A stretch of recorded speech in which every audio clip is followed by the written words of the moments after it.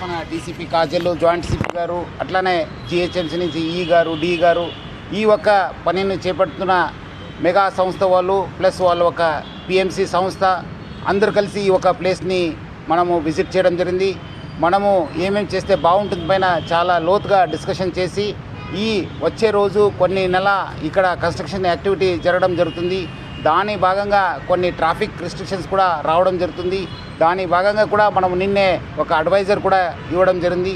So ఈ work మొత్తం ఈ ఫ్లైఓవర్స్ అన్నీ ఒక 2 ఇయర్స్లో కంప్లీట్ చేయాలని చెప్పి ఒక ఉద్దేశంతో ఈ ఒక కన్స్ట్రక్షన్ యాక్టివిటీ స్టార్ట్ కావడం జరుగుతుంది. ప్రజలందరూ కూడా ఈ యొక్క కన్స్ట్రక్షన్ సమయంలో మనకు కూడా వాళ్ళకు ఇబ్బంది కాకుండా రాష్ట్ర ప్రభుత్వం తరఫు నుంచి జిహెచ్ఎంసీ మనం కూడా కలిసి డీటెయిల్ ఒక ప్లానింగ్ చేసి ప్రజలు కూడా ఇబ్బంది కాకుండా కూడా మనము ప్లాన్ చేయడం జరుగుతుంది.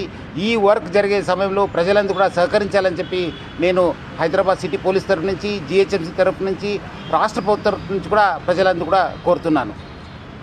అన్నప్పుడు మన అడ్వైజర్ ఇస్తూనే ఉంటాను. ఈరోజు నిన్నే రాత్రి కూడా ఇవ్వడం జరిగింది. ఈరోజు రాత్రి నుంచి అమలు అవుతుంది.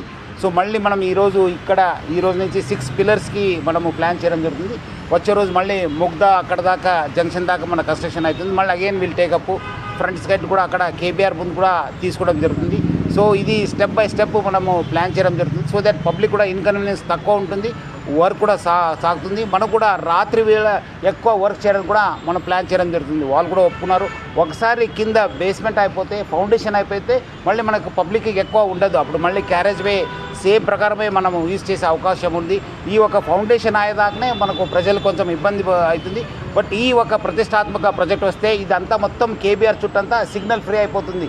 సో మొత్తం ఈ 7 ఫ్లైఓవర్స్ అండర్ బ్రిడ్జ్ రావడంతో మొత్తం ఒక సిగ్నల్ ఫ్రీ జంక్షన్ అయిపోతుంది. ప్రజలకు ఎటువంటి ఇబ్బంది ఉండదు. చాలా సాఫ్ కూడా మనకు ట్రాఫిక్ జరుగుతుంది. హైదరాబాద్ సెంట్రల్ కావచ్చు, ఈస్ట్ కావచ్చు, వెస్ట్ కూడా మంచి కనెక్టివిటీ రావడం జరుగుతుంది.